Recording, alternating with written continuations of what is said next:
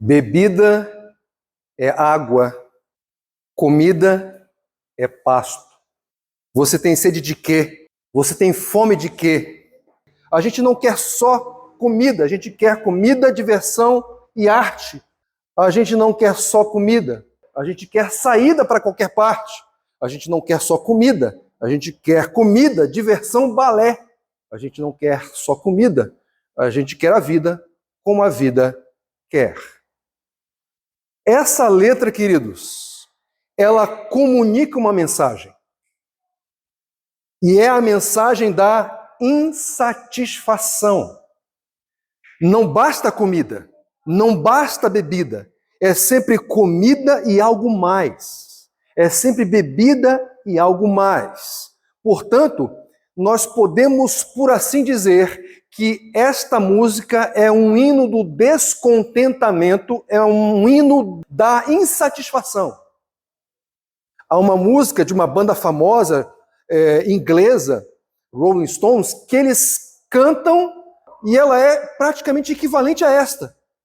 A tradução dela é: eu não consigo satisfação, mas eu tento, mas eu não consigo. Em outras palavras, letras como essas comunicam uma realidade do homem sem Deus. E que realidade é essa? É a realidade de uma busca que nunca encontra satisfação, de uma busca que nunca encontra contentamento.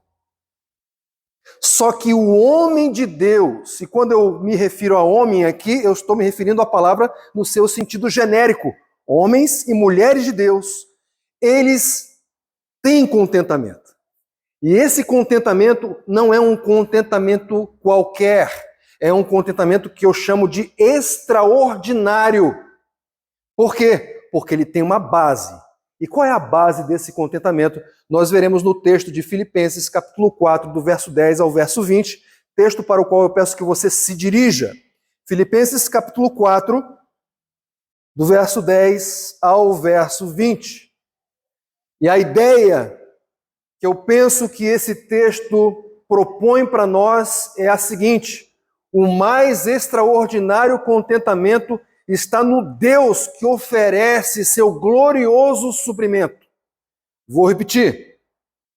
O mais extraordinário contentamento está no Deus que oferece seu glorioso suprimento.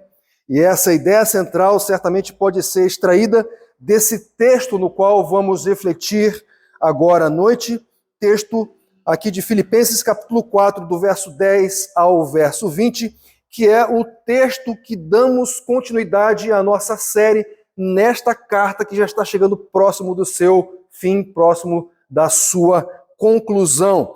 Temos aí ao longo desses meses exposto esta carta, temos aprendido muito com ela e eu não tenho dúvida de que o Senhor, por sua graça, vai falar conosco por meio desse texto. Então, texto de Filipenses capítulo 4, do verso 10 ao verso 20, dando continuidade, seguindo para a conclusão dessa série que nós intitulamos Cristo, nossa verdadeira alegria. Diz assim o texto da palavra de Deus: alegro-me grandemente no Senhor, porque finalmente vocês renovaram o seu interesse por mim. De fato, vocês já se interessavam, mas não tinham oportunidade para demonstrá-lo. Não estou dizendo isso porque esteja necessitado, pois aprendi a adaptar-me a toda e qualquer circunstância. Sei o que é passar necessidade e sei o que é ter fartura. Aprendi o segredo de viver contente em toda e qualquer situação, seja bem alimentado, seja com fome, tendo muito ou passando necessidade. Tudo posso naquele que me fortalece. Apesar disso, vocês fizeram bem em participar de minhas tribulações. Como vocês sabem, Filipenses, nos seus primeiros dias no Evangelho, quando parti da Macedônia, nenhuma igreja partilhou comigo no que se refere a dar e receber, exceto vocês. Pois, estando eu em Tessalônica, vocês me mandaram ajuda não apenas uma vez, mas duas, quando tive necessidade. Não que eu esteja procurando ofertas, mas o que pode ser creditado na conta de vocês. Recebi tudo, e o que tenho é mais que suficiente. Estou amplamente suprido agora que recebi de Epafrodito os donativos que vocês enviaram. São uma oferta de aroma suave, um sacrifício aceitável e agradável a Deus. Meu Deus suprirá todas as necessidades de vocês, de acordo com as suas gloriosas riquezas em Cristo Jesus. A nosso Deus e Pai seja glória para todos sempre. Amém. E amém. O mais extraordinário contentamento está no Deus que oferece seu glorioso suprimento. Meus queridos, antes de nós nos encaminharmos para esse texto propriamente dito, eu penso ser importante nós tratarmos das razões que levaram o apóstolo Paulo a escrever esta carta. Porque quando nós observamos essas razões, nós temos a oportunidade de entender o contexto geral dessa carta e o porquê Paulo escreve o que ele escreve aqui. Ele não escreve as coisas aleatoriamente. Ele tem objetivos que ele está buscando. E esses objetivos, eles vão ser alcançados na medida em que ele desenvolve a sua palavra, a sua carta para essa igreja que se encontrava na cidade de Filipos. Por que Paulo escreveu essa carta? Basicamente por 4 razões. A primeira delas é porque Paulo queria dar notícias a seu respeito para a igreja de Filipos. O apóstolo Paulo, ele foi o fundador, ele foi o plantador daquela igreja e, obviamente, havia uma relação muito afetuosa entre ele e aqueles irmãos. E Paulo, num dado momento da sua história e do seu ministério, foi preso no exercício desse ministério. E claro, os filipenses acabaram ficando sabendo disso. E ao saberem que Paulo estava preso, claro, eles ficaram preocupados. Então Paulo ele escreve essa carta para tranquilizar aqueles irmãos com respeito à sua situação. Sim, ele estava preso, sim, ele estava limitado nas suas liberdades, mas ele estava bem. E mais do que isso, ele não estava apenas bem, mas ele estava contente. A propósito, essa carta de Paulo aos Filipenses normalmente é considerada a carta da alegria. De quem? Dos filipenses? Não, da alegria de Paulo, porque é ele que recorrentemente fala a respeito desse sentimento, desse estado no qual ele se encontra. Ele está alegre. E ele está alegre por várias razões. Uma delas é porque a igreja de Filipos era uma igreja extremamente cooperadora do evangelho, desde o primeiro dia até aquele presente momento. Então isso alegrava profundamente o coração do apóstolo Paulo. Então ele escreve essa carta para deixar claro para os filipenses: eu estou bem, preso, mas alegre, preso, mas satisfeito. Mas além disso, ele escreve essa carta também para dar boas notícias a respeito de Epafrodito, que foi um nome citado aqui no texto que nós acabamos de ler. Lembram disso? Epafrodito foi alguém designado pela igreja de Filipos a levar donativos para o apóstolo Paulo para suprir as suas necessidades. Só que Epafrodito, no exercício dessa função, ele acabou adoecendo profunda e gravemente, ao ponto de quase morrer. Só que, pela graça de Deus, Epafrodito se recuperou, estava bem. Sim, ele quase morreu, mas ele se recuperou. E essa era uma excelente notícia que era preciso ser transmitida para a igreja de Filipos, e foi exatamente o que o apóstolo Paulo fez ao escrever essa carta. Ele envia essa carta dando boas notícias a respeito de Epafrodito. Olha, ele quase morreu, mas ele está bem. Olha, ele quase bateu as botas, mas Deus o recuperou, graças ao Senhor. Paulo, além dessas razões, ele também escreve essa carta para tratar de algumas situações que estavam ocorrendo naquela igreja, alguns problemas. Um deles, um problema relacional que estava transmitindo e se disseminando por toda a igreja. Um problema entre 2 irmãs que eram cooperadoras, que eram assistentes do ministério do apóstolo Paulo, Sintique e Evódia.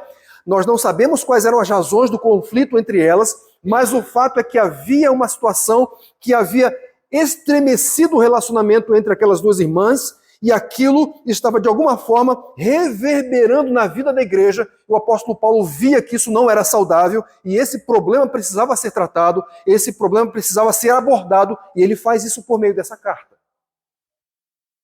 E, finalmente, além desses 3 objetivos, além dessas 3 motivações para escrever essa carta, há uma quarta que era demonstrar toda a sua gratidão por aquela igreja, pela atitude daquela igreja em seu favor.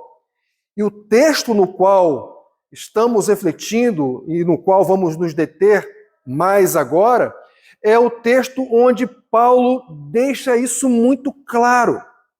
Ele está manifestando clara e profundamente a sua gratidão em relação aos filipenses, e há motivos para ele fazer isso.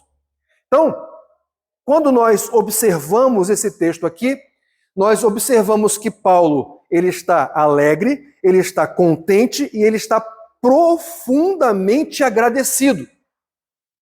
E quando Paulo manifesta a sua gratidão para aquela igreja, ele deixa muito claro qual é o estado em que ele se encontra. Ele está plenamente contente. Ele está alegre, ele está satisfeito. E quando ele fala a respeito da sua satisfação, do seu contentamento, o que ele vai fazer? Ele também vai apresentar as bases desse contentamento. Ou seja, em que se sustenta toda essa satisfação? Em que está apoiada, ou melhor, em que está apoiado todo esse contentamento? O apóstolo Paulo vai apontar para 4 elementos que servem de base para todo esse contentamento. O primeiro é a pessoa de Deus. Veja só o que diz aqui no versículo 10. Ele diz assim: alegro-me grandemente no Senhor. Vejam, o motivo da alegria de Paulo não estava primariamente nas circunstâncias que o rodeavam, não. A alegria de Paulo estava apoiada, sustentada numa pessoa. Normalmente, isso não é necessariamente ruim ou errado ou equivocado, que circunstâncias produzam alegria no nosso coração. Não há problema quanto a isso. O problema é a nossa alegria ser sustentada pelas circunstâncias. É o nosso contentamento se basear e se apoiar nessas coisas. É aí que está o problema. Por quê? Porque as circunstâncias que normalmente nos produzem alegria, elas são flutuantes. Elas vêm e vão. Em outras palavras, se nós formos depositar ou formos contar com as circunstâncias como base para a nossa alegria, rapidamente essa alegria vai cair por terra, assim como as circunstâncias vão cair por terra. Paulo, ele está indicando aqui qual é a base fundamental do nosso contentamento e satisfação. E a base fundamental de contentamento, satisfação, alegria é o Senhor. É o Senhor. Agora, vejam que coisa interessante. Paulo se alegra no Senhor. Portanto, é uma alegria cuja origem é uma origem sobrenatural, mas que vem ou que é fornecida por vias naturais. Ele diz assim: alegro-me grandemente no Senhor, porque finalmente vocês renovaram o seu interesse por mim. De fato, vocês já se interessavam, mas não tinham oportunidade para demonstrá-lo. Percebam, a alegria do apóstolo Paulo, o contentamento que ele tem no Senhor é intensificado, porque ele diz: alegro-me grandemente, intensamente, profundamente. Em quem? No Senhor. Mas ele explica, por quê? Porque vocês se interessam por mim. Porque vocês renovaram esse interesse por mim. Ou seja, uma alegria baseada numa base, num apoio sobrenatural, mas que é transmitida por vias naturais. E quais são as vias naturais? São os irmãos em Cristo, os membros da igreja de Filipos, que renovaram seu interesse pelo apóstolo Paulo. E isso faz com que a alegria dele, o contentamento dele, a satisfação dele se intensificassem. Alegro-me grandemente no Senhor.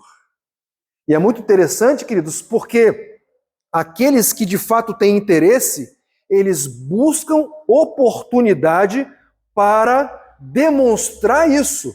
Tanto que o apóstolo Paulo diz, olha, vocês renovaram o seu interesse por mim porque vocês não tinham oportunidade para fazê-lo. Isso significa que aqueles irmãos estavam procurando oportunidade para demonstrar esse interesse em favor do apóstolo Paulo. Por quê? Porque quem tem interesse provoca oportunidades, ou pelo menos busca oportunidades para essa demonstração, e foi exatamente isso que os filipenses fizeram em relação ao apóstolo Paulo. Eles se interessavam pelo seu plantador.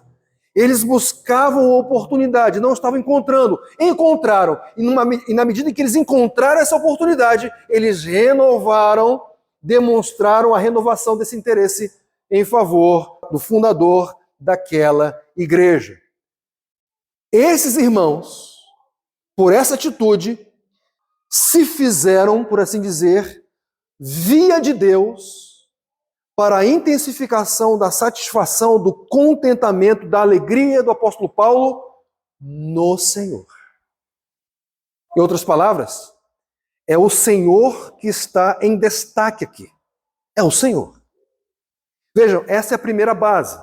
A primeira base do contentamento do apóstolo Paulo é a pessoa de Deus. Não são as circunstâncias, muito embora elas possam contribuir para a intensificação da alegria, da satisfação de Paulo, mas contribuem para a sua satisfação no Senhor, não nas circunstâncias, não naquilo que o cerca. Só que é uma segunda base de alegria e satisfação do apóstolo Paulo, e essa segunda base é a força de Deus. Primeiro, é a pessoa de Deus. Segunda, é a força de Deus. Veja que diz na sequência aqui do texto, versículo 11, não estou dizendo isso porque esteja necessitado, pois aprendi a adaptar-me a toda e qualquer circunstância. Sei o que é passar necessidade e sei o que é ter fartura. Aprendi o segredo de viver contente em toda situação, seja bem alimentado, seja com fome, tendo muito ou passando necessidade. Tudo posso naquele que me fortalece. A propósito, nós estamos diante de uma passagem que é uma das mais mal interpretadas da história. Tudo posso naquele que me fortalece. Há supostas igrejas que foram construídas a partir de uma interpretação equivocada desse texto. E que interpretação seria essa? É aquela que diz que se eu quiser, eu posso ter na manhã do dia seguinte um carro novo, 0 quilômetro na minha garagem, porque afinal de contas, se eu tenho um relacionamento com Deus, eu posso todas as coisas.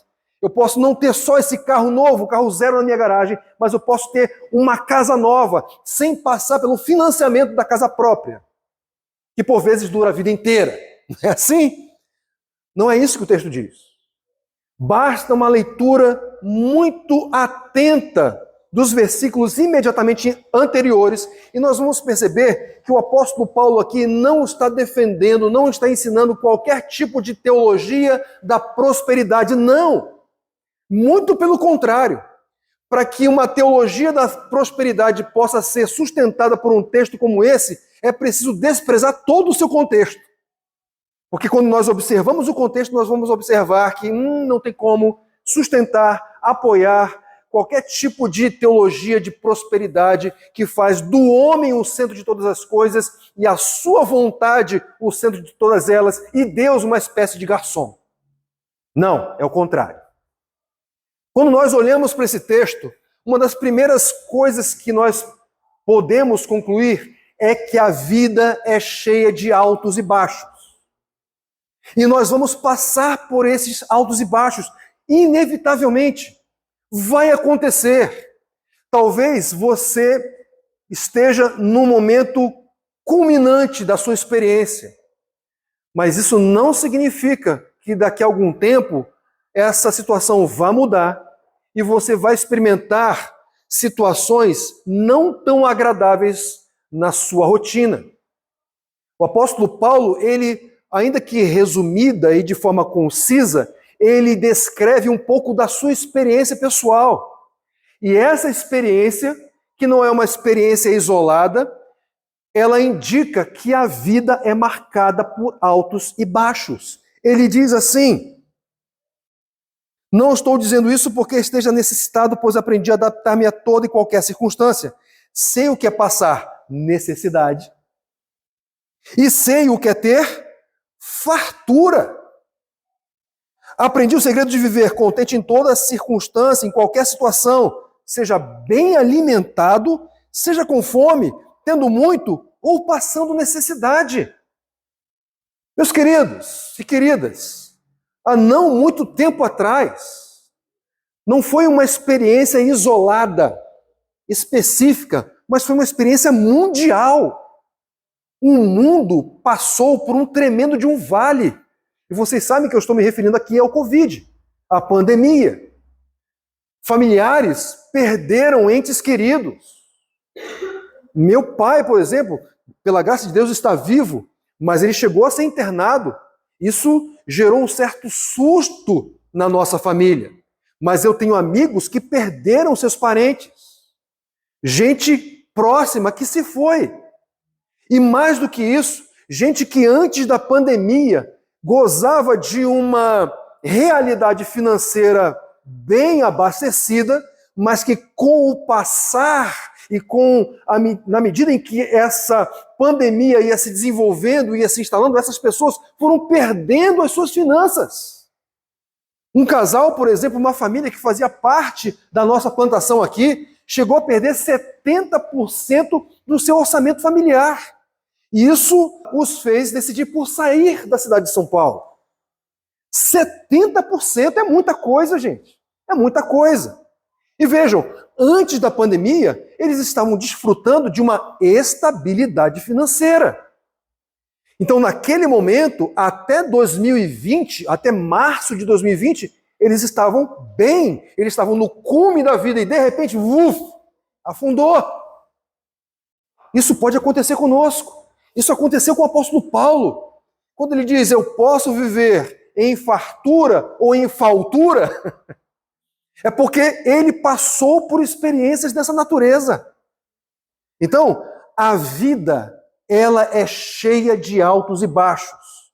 Você pode estar no alto agora, mas pode não estar daqui a pouco. Agora, seja no alto, seja no vale, é possível experimentar contentamento. É possível. E é muito interessante, sabe por quê?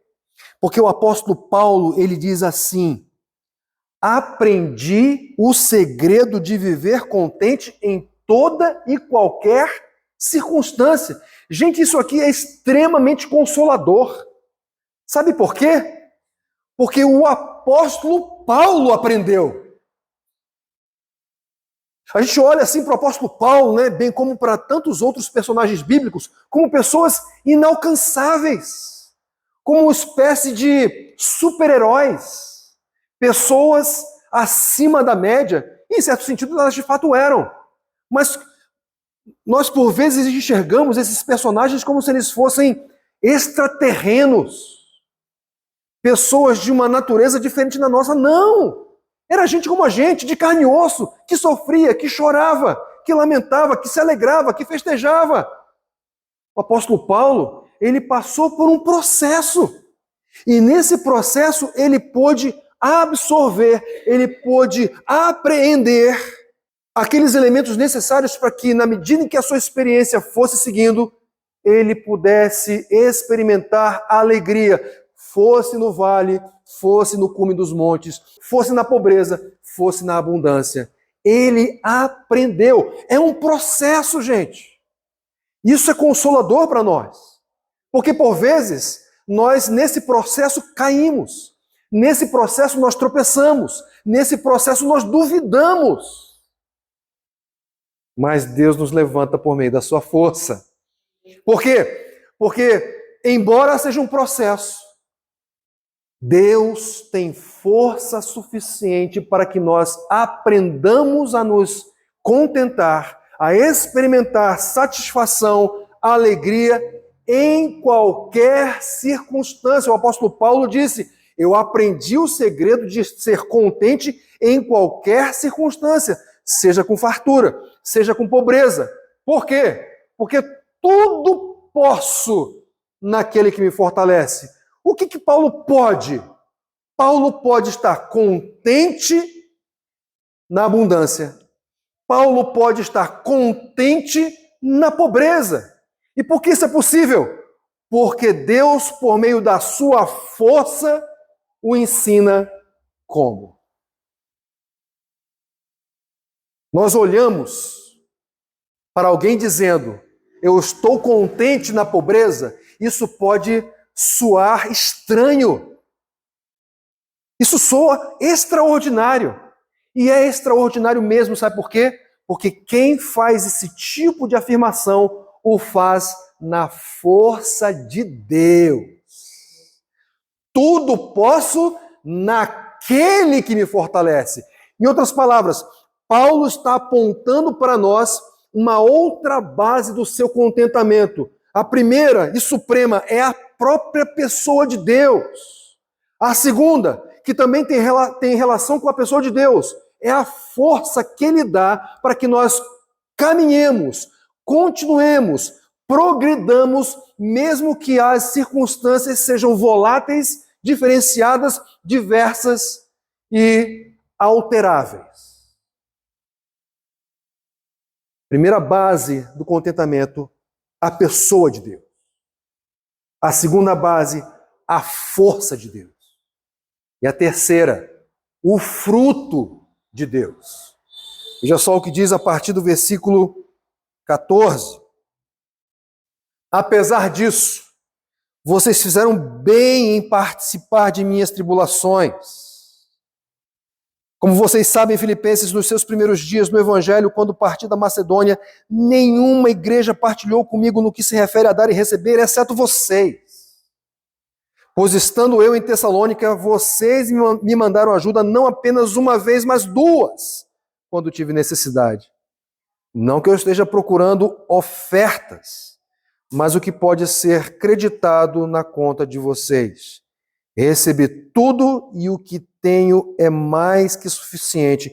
Estou amplamente suprido agora que recebi de Epafrodito os donativos que vocês enviaram. São uma oferta de aroma suave, um sacrifício aceitável e agradável a Deus.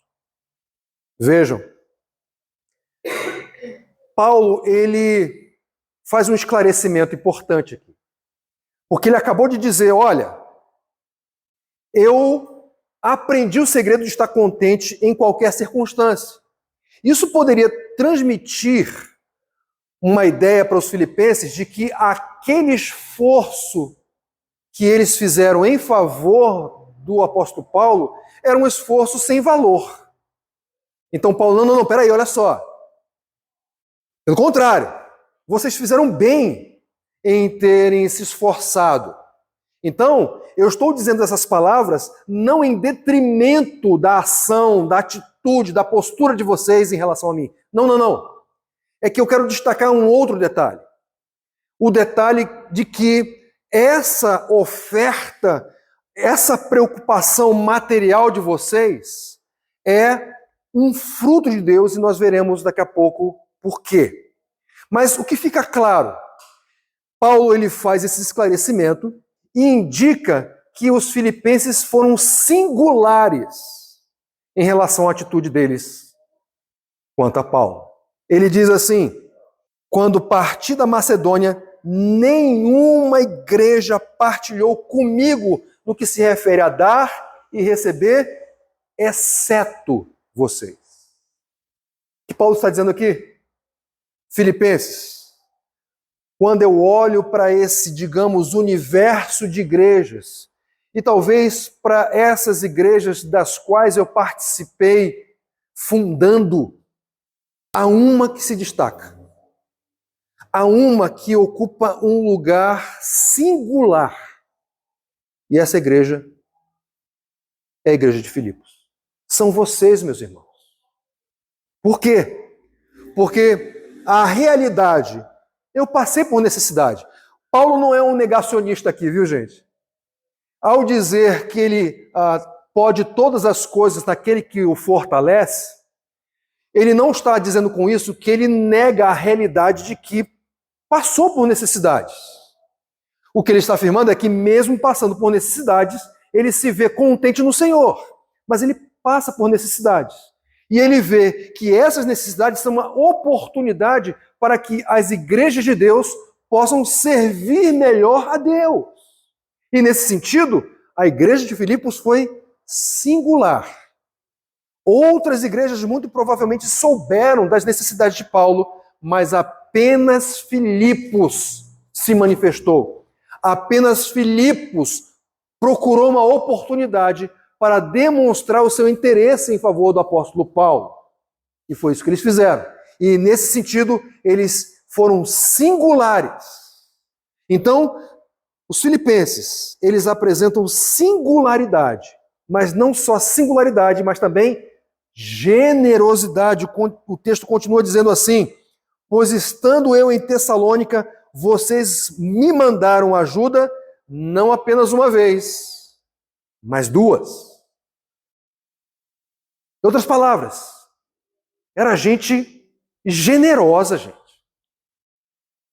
Era gente que não ficou satisfeita em participar do atendimento das necessidades de Paulo apenas uma vez, mas em percebendo que ele se encontrava em situações complicadas, adversas e difíceis, mais uma vez eles se mobilizaram para atender às necessidades do plantador daquela igreja.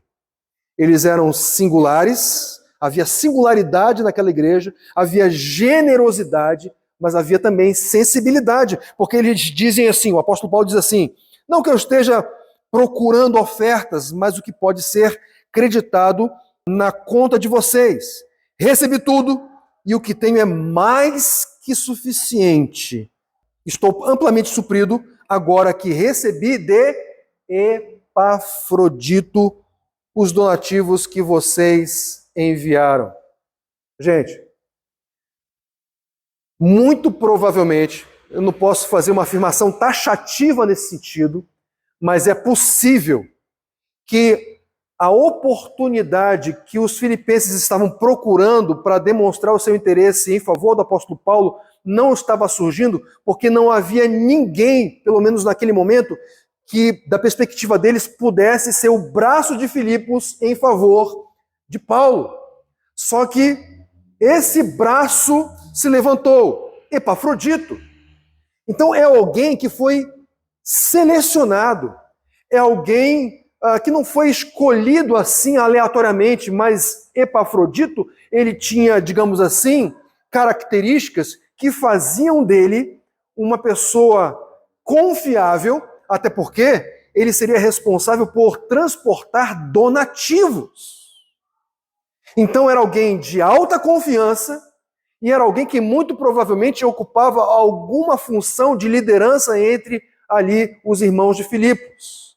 Então era uma pessoa que tinha as suas credenciais. E mais do que isso, essa pessoa, pelas mãos de quem os donativos seriam levados para Paulo, era uma pessoa que também podia consolar, animar, trazer uma palavra de encorajamento para o apóstolo Paulo, que estava em prisão domiciliar. Quando nós estamos debaixo de limitações, nós precisamos ser encorajados. Então os filipenses são sensíveis em relação ao apóstolo Paulo, enviando alguém selecionado, alguém confiável e alguém que poderia também estender uma mão consoladora, encorajadora para aquele apóstolo. Singularidade, generosidade e também sensibilidade. Por fim, nós observamos aqui que a oferta que os filipenses enviaram para o apóstolo Paulo, ela tinha propriedades. Qual era a propriedade, ou quais eram as propriedades dessa oferta? O texto diz assim, o apóstolo Paulo dizendo, são uma oferta de aroma suave, um sacrifício aceitável e agradável a Deus. E aqui o apóstolo Paulo está utilizando uma linguagem que faz referência ao Antigo Testamento, ao sistema sacrificial do povo de Israel. Quando o povo de Israel seguia as estipulações da lei para apresentar as suas ofertas, essas ofertas eram queimadas diante do Senhor e essa queima fazia subir uma fumaça que chegava, digamos assim, antropomorficamente falando, nas narinas de Deus. Isso produzia nele um profundo prazer. Em outras palavras, Deus se deleitava naquela oferta que foi dada a ele. Aquilo era recebido por ele, chegava a ele e ele recebia de bom grado. Vejam, Paulo está caracterizando os donativos que os filipenses enviaram para Paulo como uma oferta suave a Deus. Lembram que eu disse que uma das bases do contentamento do apóstolo Paulo era o fruto de Deus? Mas, Abner, onde está esse negócio aqui? Veja, ele diz assim, versículo 17, não que eu esteja procurando ofertas, mas o que pode ser creditado na conta de vocês. Uma tradução literal aqui desse trecho é assim, não que eu esteja procurando ofertas, mas o fruto que pode ser contado na conta de vocês. De quem é esse fruto? É o fruto de Deus, por meio dos filipenses, que beneficia Paulo, mas que é para Deus. É o próprio Deus que gera esse fruto na vida dos filipenses. E esse fruto que vem de Deus é oferecido para Paulo, mas Deus recebe como se fosse para ele mesmo. A pessoa de Deus, a força de Deus, o fruto de Deus e, finalmente, o cuidado glorioso de Deus. O texto diz assim, o meu Deus suprirá todas as necessidades de vocês de acordo com as suas gloriosas riquezas em Cristo Jesus. Paulo está falando de algo pelo que ele já passou. Ele não está fazendo uma afirmação a respeito de Deus como alguém que não passou por esse tipo de experiência. Muito pelo contrário, ele fala de algo que é uma realidade na vida dele. Tanto que ele diz assim, o meu Deus suprirá a necessidade de vocês. O meu Deus, o mesmo que supre as minhas necessidades, aquele que dá forças e de quem vem o fruto pelo qual eu sou beneficiado, esse Deus, ele é aquele que vai suprir vocês. Eu experimento isso na minha história. Eu experimento isso na pobreza. Eu experimento isso na riqueza, bem alimentado. Eu experimento isso passando fome. Eu experimento o suprimento glorioso de Deus. Por que um suprimento glorioso? Porque veja o que ele diz. O meu Deus suprirá. É uma convicção. Não é assim uma sugestão, uma possibilidade, uma probabilidade. Não, não. O Deus vai suprir. Vai suprir todas as necessidades. Uma tradução mais literal ficaria assim. O meu Deus suprirá cada uma das necessidades de vocês. É algo bem específico. De acordo com as suas gloriosas riquezas em Cristo Jesus. Em outras palavras, Deus, ele supre a necessidade de forma abundante, de forma pródiga, de forma transbordante. Por quê? Porque o seu sofrimento acontece de acordo com as suas gloriosas riquezas em Cristo Jesus. E com isso, Paulo está dizendo o seguinte: você está unido em Cristo. Você já, pela fé, passou a experimentar essa união mística com Jesus. Sim, então olha só, existe um canal aberto. Um canal aberto por meio do qual Deus vai suprir todas as suas necessidades. Agora vejam, é importante nós estabelecermos uma distinção entre desejos e necessidades. Porque desejo é aquilo sem o que a gente pode viver. Necessidade não. Necessidade sempre está relacionada com coisas sem as quais nós não podemos viver. Nós não podemos viver sem comida. Nós não podemos viver sem bebida. Nós não podemos transitar adequadamente sem vestimentas. E Deus se comprometeu, e nós podemos verificar isso, por exemplo, ali no texto de Mateus capítulo 6, a suprir essas necessidades. Da nossa parte, como diz ali no versículo 33, buscai, pois, primeiro o reino de Deus e a sua justiça, e todas essas coisas vos serão acrescentadas. O quê? Comida, vestuário. Então, Deus está comprometido em Cristo Jesus a suprir todas essas necessidades.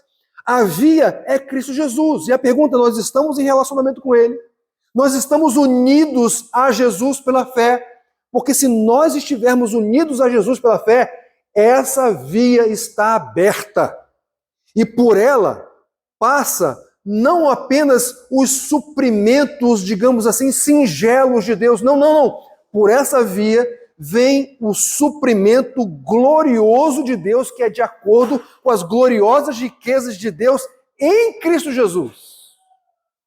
Então não é pouca coisa. Ou seja, a abundância, a transbordar de suprimento de Deus.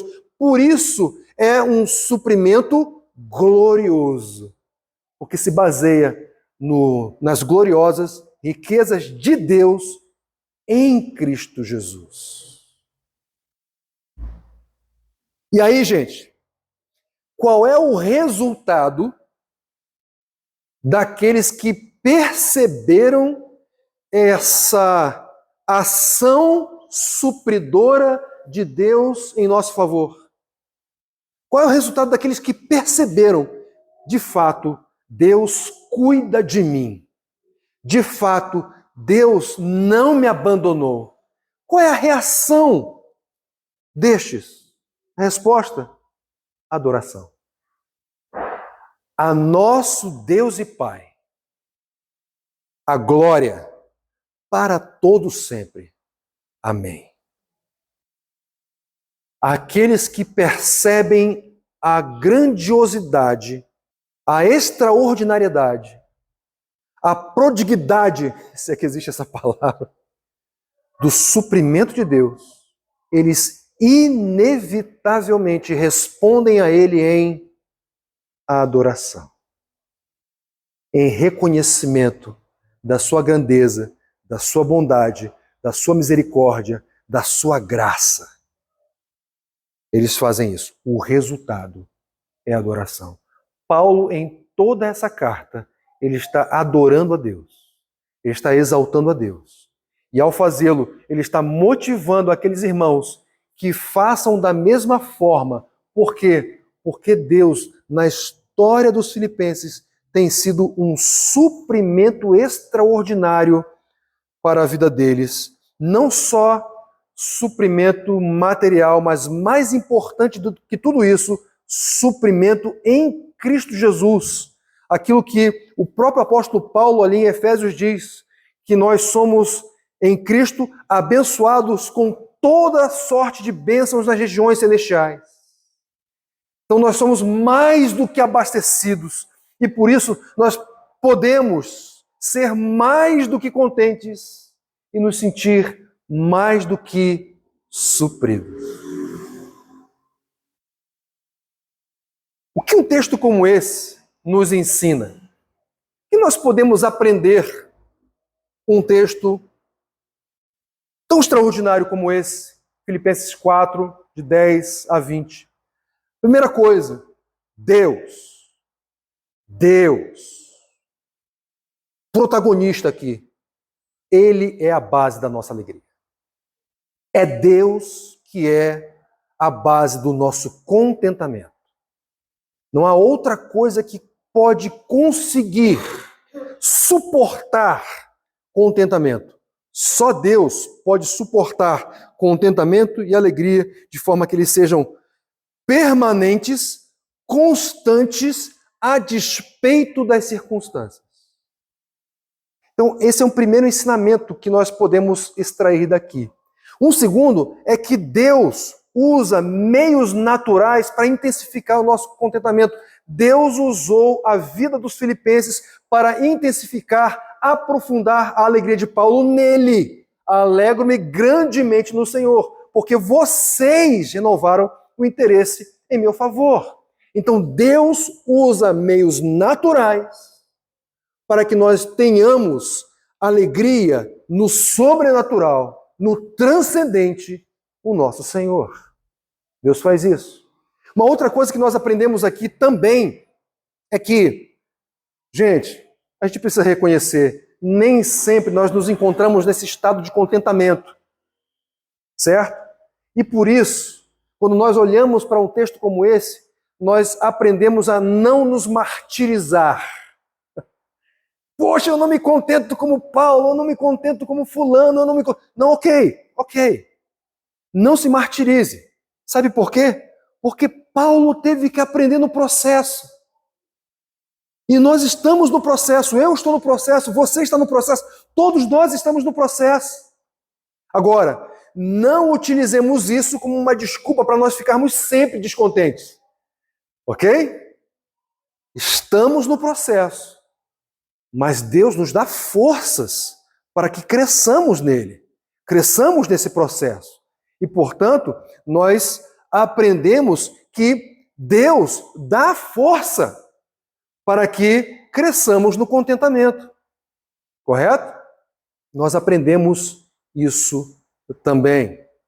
Nós aprendemos, queridos, que Deus, Ele presenteia com generosidade a generosidade. Lembram? O apóstolo Paulo, ele foi auxiliado pelos filipenses. Os filipenses se mobilizaram e mandaram donativos para o apóstolo Paulo. E aí o apóstolo Paulo disse assim, no versículo 19, o meu Deus suprirá todas as necessidades de vocês de acordo com as suas gloriosas riquezas em Cristo Jesus. Vocês foram generosos. O meu Deus vai ser muito mais generoso com vocês. Em outras palavras, Deus presenteia, por sua graça, generosidade com generosidade. Só que é uma generosidade inalcançável, porque é a generosidade dele em nosso favor, uma generosidade que é de acordo com as gloriosas riquezas de Deus em Cristo Jesus. Não dá para comparar. Então, Deus é muito mais pródigo, muito mais generoso do que nós podemos, com todos os nossos esforços, ser. É isso que nós aprendemos. Só que tem um problema. Qual é o problema? Basicamente 3. E isso tem interferência diretamente na gratidão e no contentamento. E, consequentemente, na generosidade. Primeiro, nós vivemos, por vezes, a filosofia do venha a nós o vosso reino. A gente só está olhando para o nosso umbigo. A gente só está olhando para o nosso estômago. A gente só está olhando para os nossos interesses. E aí, gente, quando a gente só tem o nosso umbigo, os nossos interesses, os nossos desejos no pedestal, nós não conseguiremos não só perceber a necessidade das outras pessoas, como também não conseguiremos perceber a generosidade de Deus em nosso favor. Porque nunca será suficiente. Por quê? Porque a gente está voltado para a gente mesmo. Então, o nosso primeiro problema é estarmos profundamente concentrados em nós mesmos. Mas há um segundo problema que tem relação com este. Nós somos absorvidos por aquilo que nós ainda não recebemos. A gente está tão concentrado naquilo que nós ainda não temos, que nós não percebemos tudo aquilo que Deus já nos deu. E aí fica difícil ser agradecido, fica difícil ser contente, e mais, fica muito difícil ser generoso. Como alguém que não é agradecido vai ser generoso? Não tem como. Mas por quê? Porque está tão concentrado naquelas coisas que ainda não tem, que deixa de perceber todas as bênçãos, tudo aquilo que Deus já deu em Cristo Jesus. E o terceiro problema é que quando se fala de generosidade, nós somos mais reativos do que proativos. Em outras palavras, nós só pensamos às vezes em sermos generosos quando nós fomos antes alvos de alguma generosidade. Ou seja, teve que ter um empurrão, teve que ter, digamos, um estímulo dessa generosidade. Veja, nós vamos ver daqui a pouco, no final, que nem sempre isso é incorreto. Mas quando nos referimos à generosidade do ponto de vista horizontal, ou seja, nos relacionamentos humanos, é normalmente que assim agimos e essa ação, ela não é positiva. Nós somos mais reativos do que proativos em relação à generosidade. Nós pensamos assim, eu só vou ser generoso se alguém for comigo. Senão, não tem jogo. São três problemas. Três problemas que nós enfrentamos. E essa passagem na qual refletimos aqui nos ajuda a optarmos por um outro caminho. E eu quero, para finalizar aqui, indicar alguns passos para caminharmos nessa estrada que é pavimentada pelo Senhor para o nosso crescimento, não apenas na gratidão, no contentamento, mas também na generosidade. Primeiro passo, seja agradecido pelo que você já recebeu. Ao invés de se concentrar nas coisas que você tanto deseja e que ainda não estão na sua mão, olhe para as coisas que você já recebeu. Porque ao verificá-las, você pode perceber o quanto Deus tem sido generoso, bondoso para com você. Além disso, além de ser agradecido por todas as coisas que você recebeu, não se martirize. Lembram? Talvez você não esteja naquele estado de contentamento que se compare talvez com este que é manifestado pelo apóstolo Paulo aqui. Mas estamos no processo. Ele estava no processo dele, talvez um processo, talvez não, com certeza um processo mais adiantado, mas ele estava no processo. E o fato que Paulo, naquele ponto do processo dele, ele já tinha aprendido a viver contente em qualquer circunstância. Nós estamos nesse processo. Então, se você ainda não está adiantado, não se martirize. Mas, por outro lado, ore para que Deus lhe dê força, para que você dê mais passos adiante nesse processo de crescimento no contentamento, gratidão e alegria no Senhor. Ore, portanto, ao Senhor, para que Ele lhe dê forças. Por quê? Porque Deus tem força para nós crescermos no contentamento. Lembra o que o apóstolo Paulo disse no versículo 13? Tudo posso naquele que me fortalece, naquele que me dá forças. Por outro lado, exercite-se na generosidade. Coopere. Coopere. generosamente com sua igreja. Seja um cooperador, assim como os filipenses eram cooperadores, sendo sensíveis em relação à necessidade dos seus líderes. No caso especificamente aqui, Paulo. Então, essa é uma maneira de nós aprendermos a generosidade. Como? Sendo generosos. Não tem melhor exercício de generosidade do que praticá-la. Agora, gente, tudo isso pode ser um exercício vazio, viu, gente? Tudo isso. Ser agradecido pelo que já recebeu, não se martirizar, nós estamos no processo, ore para que Deus lhe dê força, ou seja mais cooperador, seja mais generoso com a sua igreja. Tudo isso pode ser vazio. Pode ser uma atitude apenas externa. E Deus, claro, Ele quer que você dê esses passos, mas a partir de uma transformação de coração.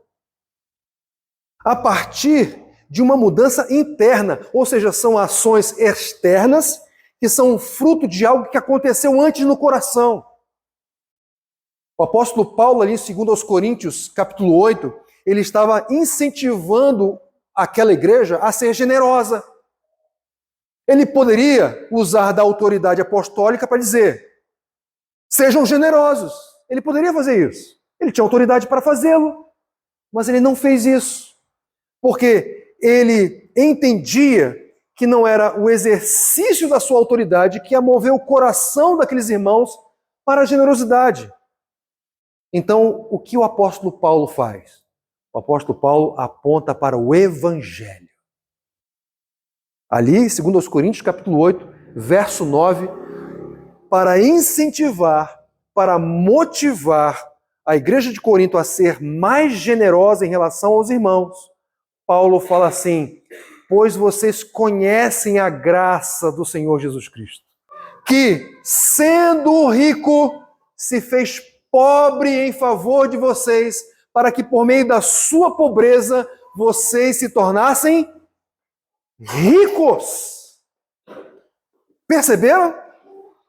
Diferente de dizer assim para os filipenses, para os coríntios, olha, sejam generosos. Paulo falou, não, há uma outra motivação, há uma outra fonte estimuladora de generosidade, que não é a minha ordem. Essa fonte estimuladora de generosidade é o Evangelho. Pois vocês conhecem a graça de nosso Senhor Jesus Cristo, que sendo rico, se fez pobre em favor de vocês, para que por meio da sua pobreza, vocês se tornassem ricos. Então, queridos, todas essas posturas, como eu disse, elas podem ser vazias. Elas só serão aceitáveis a Deus, elas só subirão como aroma suave ao Senhor, elas só serão recebidas de bom grado por Ele, se nossas ações forem motivadas pela ação de Jesus, pela obra de Jesus em nosso favor. Então, eu penso que a prática fundamental para que dela decorram todas as outras lembre da graça que Deus derramou na sua vida, o quanto Ele foi abundante, o quanto Ele foi pródigo, o quanto Ele foi generoso, porque Deus não deu apenas recursos materiais, mas Deus deu o seu próprio Filho. Ele deu aquilo que é mais rico, aquilo que é mais excelente em toda a história, em todo o cosmos, em toda a eternidade, seja ela passada, presente ou futura. Deus deu Jesus. E é essa consciência de que Deus deu tudo é que deve motivar o nosso coração, deslumbrado com a sua obra, a sermos generosos nele. É isso. O mais extraordinário contentamento está no Deus que oferece o seu glorioso suprimento. Bebida é água. Comida é pasto. Você tem sede de quê? Você tem fome de quê? A gente não quer só comida, a gente quer mais, a gente quer diversão, a gente quer arte. A gente não quer só comida, a gente quer saída para qualquer parte. A gente não quer só comida, a gente quer comida, diversão, balé. A gente não quer só comida, a gente quer a vida como a vida quer. Um hino à insatisfação, um hino ao descontentamento, um hino à falta de gratidão. Mas esse é um hino de quem não entendeu a graça de Deus. Ainda não teve revelado diante dos seus olhos a obra de Jesus e o quanto Deus nos deu. Porque aqueles que pela graça de Deus perceberam e foram levados à compreensão do que Deus fez por eles, em seu favor, em Cristo Jesus, essas pessoas, elas manifestam contentamento. E é um contentamento extraordinário, sabe por quê? Porque é um contentamento que pode ser observado em quaisquer circunstâncias. O mais extraordinário contentamento está no Deus que oferece seu glorioso suprimento. Podemos ser contentes. Deus é a base de tudo isso.